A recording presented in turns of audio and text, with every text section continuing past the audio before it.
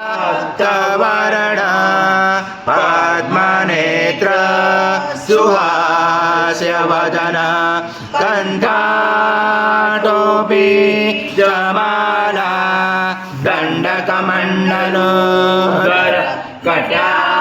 करशक त्रैगुण्यरहित त्रैलोक्यपालक विश्वनायक भक्तवत्सल कलियुगे श्री स्वामी समर्थ अवतारधारकपाहि मां ब्रह्मानन्दं परमसुखदं केवलं ज्ञानमूर्ति द्वन्द्वातीतं गगनसदृशं तत्त्वमस्यादिलक्ष्यम् एकं नित्यं विमलमचलं सर्वदि साक्षिभूतं भावातीतं त्रिगुणरहितं सद्गुरुं तं नमामि।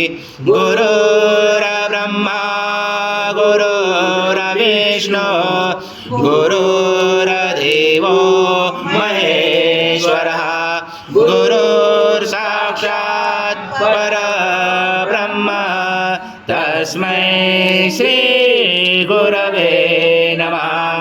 तमावमाध्वस्व स्वाहा कृशं भुक्षं भक्षेयव्यम् आज्यं स्वर्णमहार आज्यं यज्ञे प्रतिष्ठम् आज्यं पवित्रं परमं स्नानात् ते प्रगृह्यात् श्री सद्गुरु स्वामी समर्थ महाराज देवताभ्यो नमः। गुरुता स्नानं समर्पयामि गुरुता स्नानान्तरेण शुद्धोदक स्नानं समर्पयामि सकल पूजाते सर्वोपचारार्थे गन्धपुष्पं समर्पयामि शेषोपचारार्थे प्रार्थना पूर्वक नमस्कारं करोमि।